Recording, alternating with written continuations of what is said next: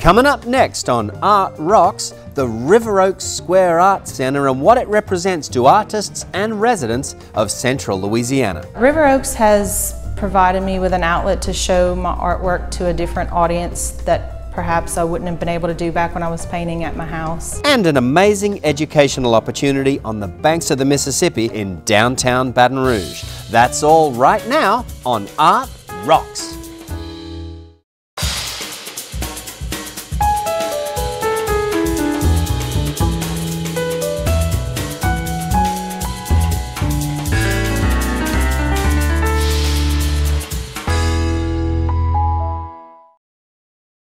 Like the impulse that drives an artist's creativity, Georgia Pacific's 850 Louisiana employees are driven to produce quality paper products for your home and business. Georgia Pacific is proud to support LPB and Art Rocks.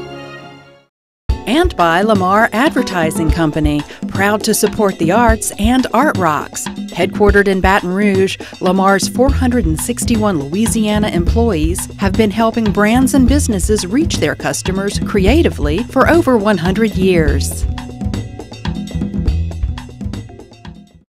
Art Rocks is made possible by the Foundation for Excellence in Louisiana Public Broadcasting and by viewers like you.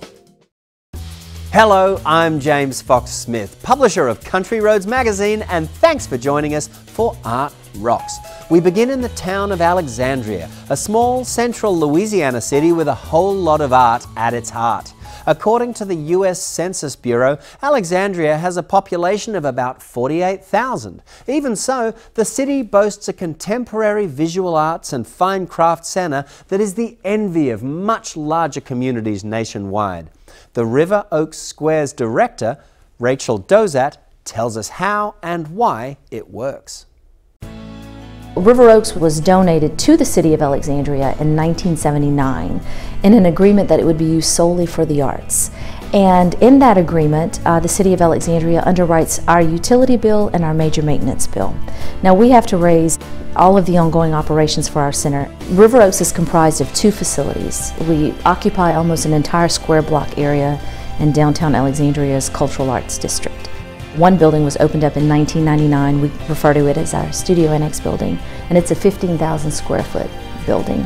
It's connected to the original complex that started it all, the Bolton House, which is an 8,000 square foot antebellum home that's exemplary of Queen Anne Revival architecture. The Bolton home was built in 1899 and is listed on the National Registry of Historic Places. Oftentimes, we'll have guests that stumble upon us to view the historic element of the Bolton home, and then they stumble upon the art that goes with it. And then we have vice versa. We have some that come specifically for the art and stumble upon this gorgeous home that we're sitting in. There are over 35 artists that maintain studio space at our facility. Our group spaces run around $50 a month, and that is heated and cooled. And our largest space runs at approximately $300 a month. So when you're talking to artists from New Orleans or other areas, they're floored with these amounts because it's extremely economical. As far as their individual studios, they basically furnish everything that they need within their studio, but they also have access to state-of-the-art ceramic facilities if they want to get involved in ceramics or pottery. We have a ceramics slab that's comparable to most university systems, and a lot of our artists here take advantage of that. They also take advantage of a lot of the ongoing classes that we feature. Last year alone, we paid out over $180,000 to visual artists from across this state. And that's for instruction in classes, that's for exhibition sales, that's for a multitude of things, but our main missions is to compensate working artists for their time and talent. Local, regional, and nationally renowned artists, they come in not only for showcasing their work in our exhibitions, but they also have an educational extension to it. Oh, working here at River Oaks is tremendous, and one of the first things I'd like to talk about is the camaraderie with the other artists. There are some very talented people here, and there's an exchange of ideas that goes on informally in the hallways with artists who work in different media, who are of different ages, of different genders, and everybody is working on their own art but sharing that information with each other. And that kind of intellectual interaction is really stimulating, and I think it's tremendous. Everything here undergoes a juried process. So if you're showcasing your work in our main gallery, it's by invitation only. If you're showcasing your work in our resident artist gallery, you naturally have to be a resident artist of the center. We have a third gallery that we kind of use for impromptu shows to showcase the works of local artists who may not have a studio space at River Oaks. All three are basically by invitational. I think Louisiana is the greatest muse any artist could ever have. It's a cultural melting pot of all things. There's so much subject matter to touch on here.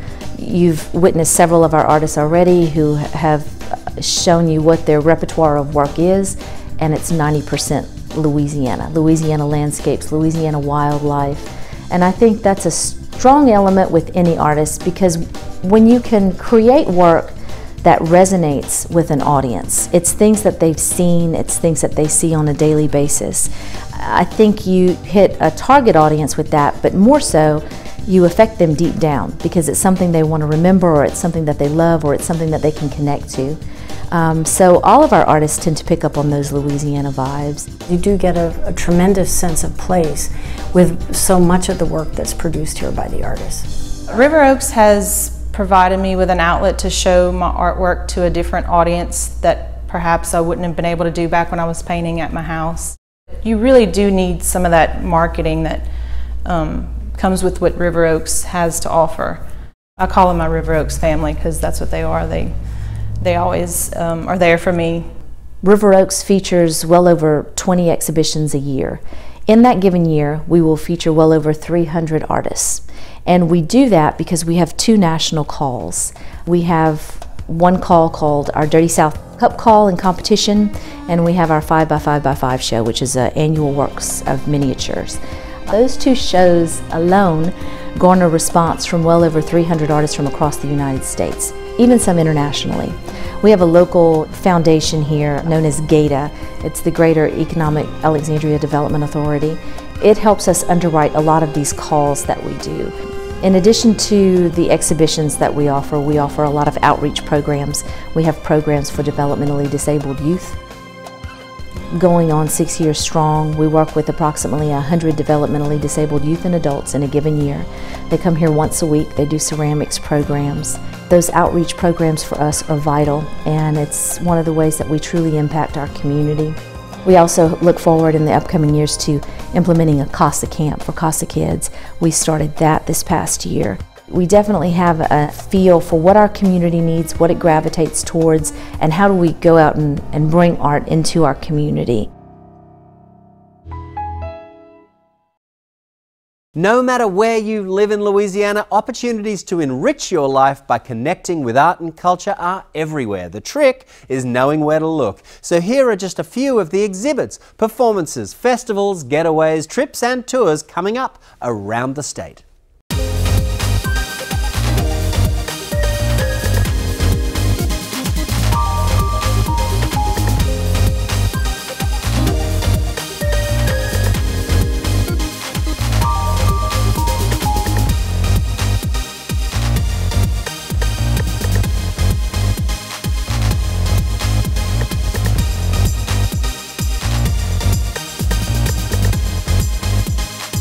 To learn more about these and other events in Louisiana, keep your eyes peeled for a copy of Country Roads magazine. And while we're at it, LPB's Art Rocks website features an archive of previous episodes, so to see any episode again, just log on to lpb.org. Changing our tune now to focus on country music legend Patsy Cline. She began her career at a time when men dominated the industry. However, Cline's determination and talent led her to overcome bias to become one of the most influential vocalists of the 20th century. Come along now to find out how bringing Cline's story to the screen for the PBS series American Masters became a labor of love for filmmaker Barbara Hall. She's taken her music to the the Hollywood Bowl, Carnegie Hall, and is one of the finest voices in America. Here she is singing one of her big hits. It's Patsy Cline. I just always felt in my gut, Patsy Cline is an American Masters, and somehow, when I think of what she did, I thought, I can't just drop the ball. I got to keep pushing. This is where she is meant to be with these other fellow American Masters.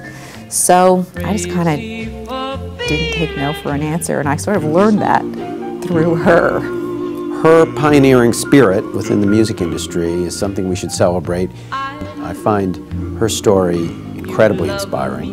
And I don't know anyone who's heard her music who doesn't just love it. The first thing was the church, then the altar,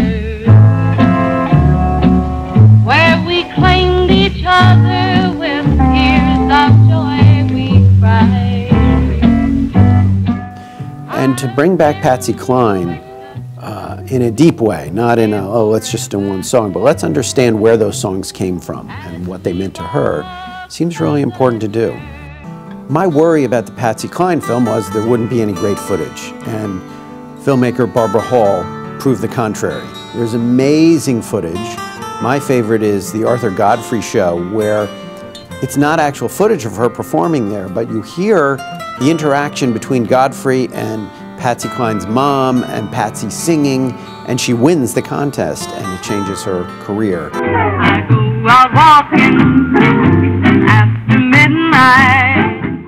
Women today call country music still a good old boys network, and it's very difficult to find some sort of equality there. So back 50, 60 years ago, that she earned, and I believe earned the hard way, the right to have an opinion and to call her own shots and to be heard. That just took straight up guts, confidence, and skill. And she just had the goods. She just had the ability. Patsy's a real pioneer. She drops out of school in the 8th grade. She's working in a drugstore. She's working in bars. Her mom is sewing clothes for other people. I think they move over a dozen times when she's a teenager. And she literally puts her face on the window of a radio station to try and get in and be on the inside and sing for them. And it's that kind of grit and resilience, and of course her amazing talent, that wins out. I think one of the things we've learned along the way is that this is a family member and loved one first and foremost, and not just a commodity or an artist. So we built a personal relationship with the family, and I think we have their trust, and we were very honored to be trusted with her story. I will say Charlie, her husband, extremely protective of her legacy. So it took a long time to build up that trust, and I really don't want to do anything to damage it. I have to tell you, I cried for like 3-4 months once we really delved into it, because it just seemed that she got a couple of steps forward and knocked down, a couple of steps forward, knocked down. And I thought, how much does this woman have to take, really? You know, she just seemed to get dealt so many bad cards. I think what she's done for me truly is no pity parties for me. I mean, it's a cakewalk compared to what she had to fight for and navigate for. So yeah, it's made me a little more resilient, and I think for her, you know, no meant try another way, you know, go through another door, come back later. So I think I'm hoping that I take that away.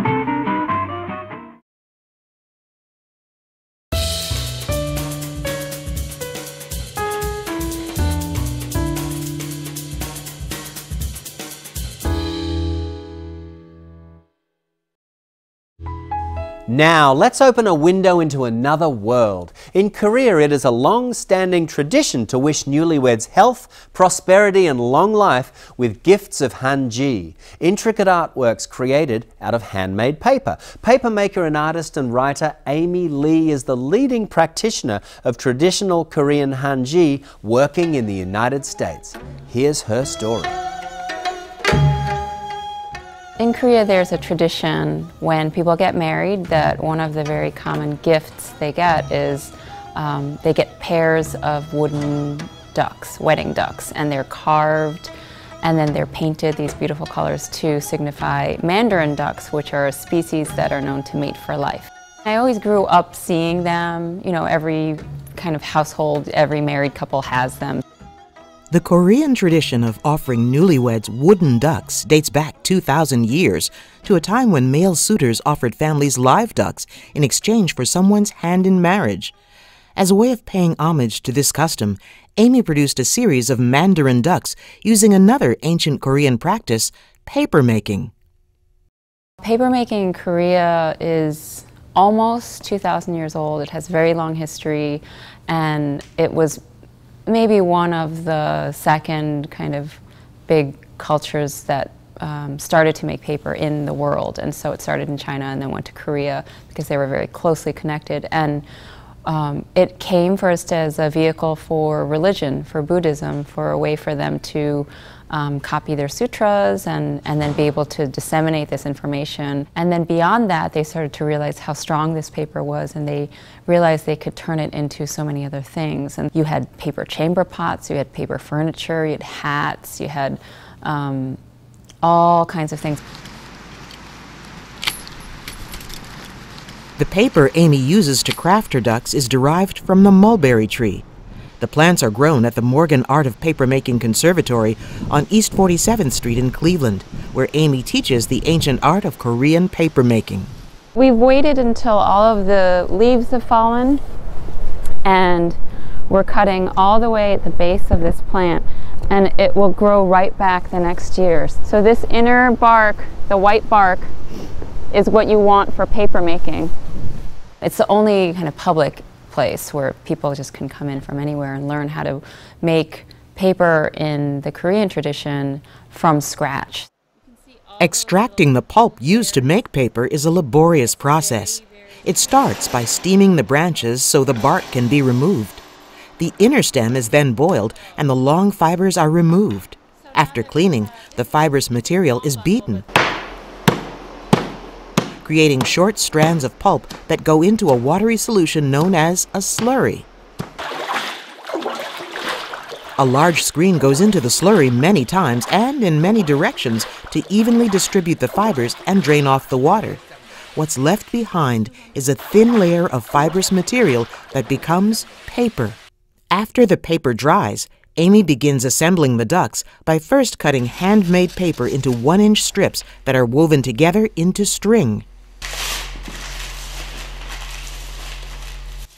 I use my hands to essentially twist and ply the paper. It's exactly like making rope.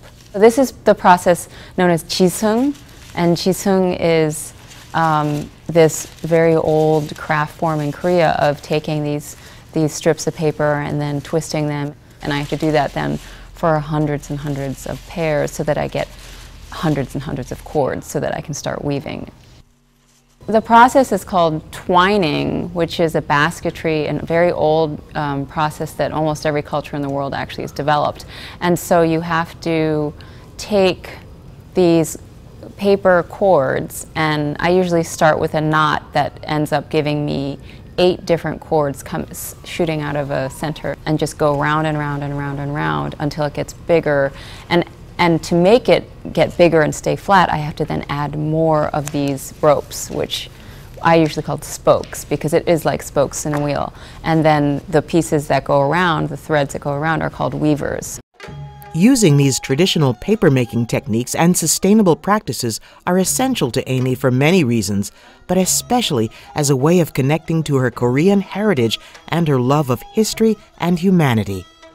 It's important to me, I think, in the big picture, just as a human being on this planet that cares about preserving craft traditions that humans have figured out over hundreds of years. You know, it took a long time to figure out how to make such a fine and beautiful and useful product. And also it's important for me as a paper maker to round out paper making history. There hasn't been a lot of information about Korean paper, and there's been a lot more research done in other kinds of paper making, and so I just wanted to kind of fill a gap that I saw.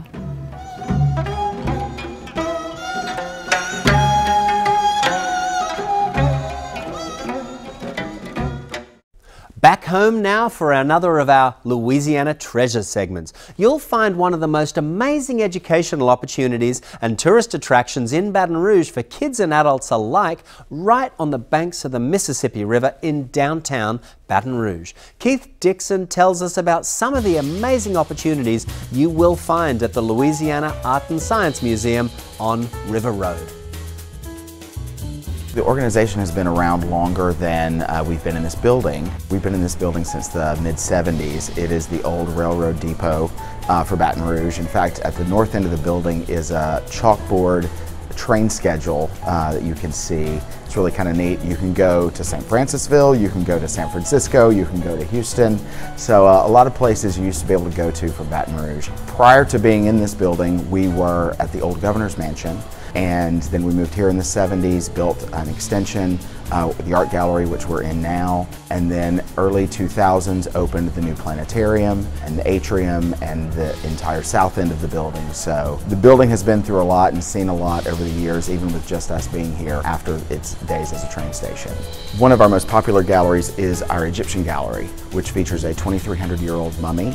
We used to think it was a girl, but we have since learned it is a boy. And it also features artifacts from the era, and then in the connection of art, science, astronomy, there's information about stars and navigation and stargazing during the Egyptian period. And it really is probably one of the most popular things that we have here at the museum. We've had the mummy since early on, since the early 60s, and so it's been a staple of what we do and what we offer here. One of the unique things about the Louisiana Art and Science Museum is we do have changing exhibitions.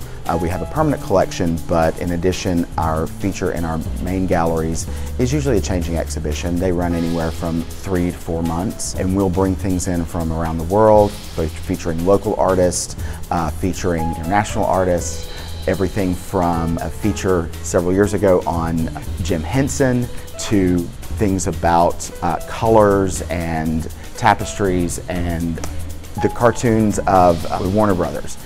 So you never know quite what you're going to get. It's a great place to come and see something different every time you come.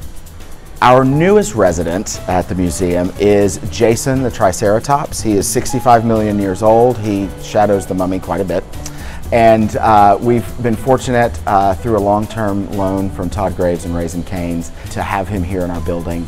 And it's allowed us to take our solar system gallery, which is a part of the planetarium area, and talk about dinosaurs, talk about geology, talk about how the Earth came to be through activity in our solar system, from meteors, moon rocks, you name it. It really has allowed us to make some changes, but Jason's been a great addition to our building. We are open Tuesday through Sunday. During the week we are open 10 to 3, and then on the weekends, on Saturday, we're open 10 to 5, and Sundays 1 to 4. On the first Sunday of each month, we offer what we call our Free First Sunday. Anyone can come in and enjoy the museum without cost, and it's a great place to spend an afternoon.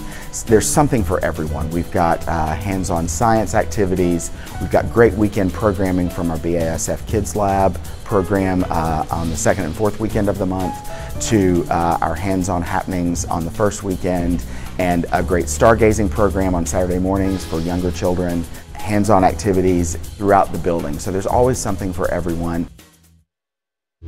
You've got to go to Kansas City, Missouri if you want to catch fashion designer Christian Michael Schuster in his native habitat. But when he's not basting buttons, choosing colours and picking patterns to make a splash during Fashion Week, Schuster has his eyes on a different runway, the Civil War. The more I thought about it, as an artist, if you're not pushing yourself to try something new, if you're not expanding the palette in which you work, then what's the point? My name is Christian Michael Schuster, and I'm a menswear and womenswear fashion designer from Kansas City, Missouri. I've always been a menswear designer and had really stayed true to my guns in that. I'm a tailor, and that's what I know, pattern sewing and cutting and drafting. And I'd always felt that my design sense and design eye was around menswear. So I started to become very excited about the idea of producing a first women's wear collection, but at the same time staying very true to who I am. So we're gonna rebrand, do a complete women's wear collection under She by Christian Michael, and then a complete menswear collection by Christian Michael, and it adds up to essentially 2 separate collections, 12 looks each, 24 looks total, and 53 pieces of clothing.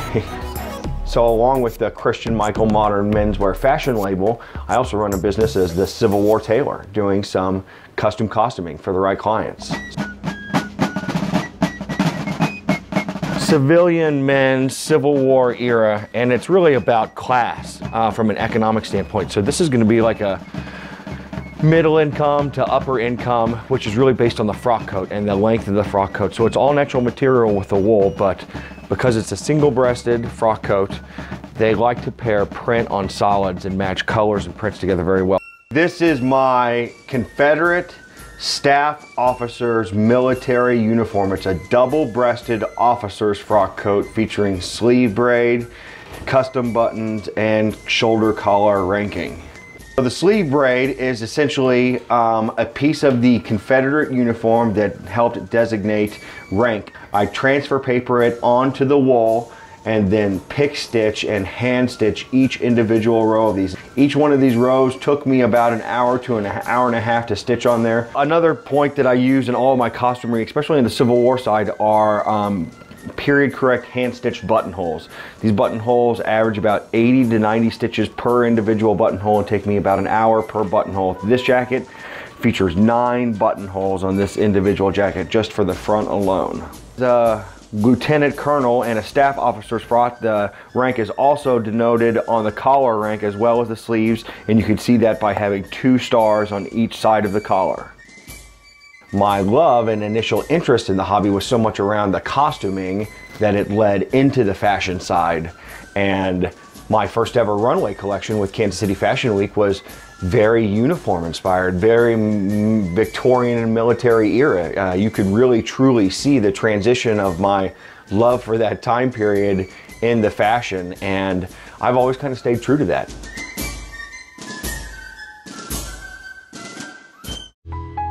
And that is that for this edition of Art Rocks. But don't despair, you can always find episodes of the show at lpb.org/artrocks. And if you want more, Country Roads magazine makes a handy companion for making the most of Louisiana's vibrant arts and culture, close to home and all around the state. So until next time, I'm James Fox Smith, and thanks for watching.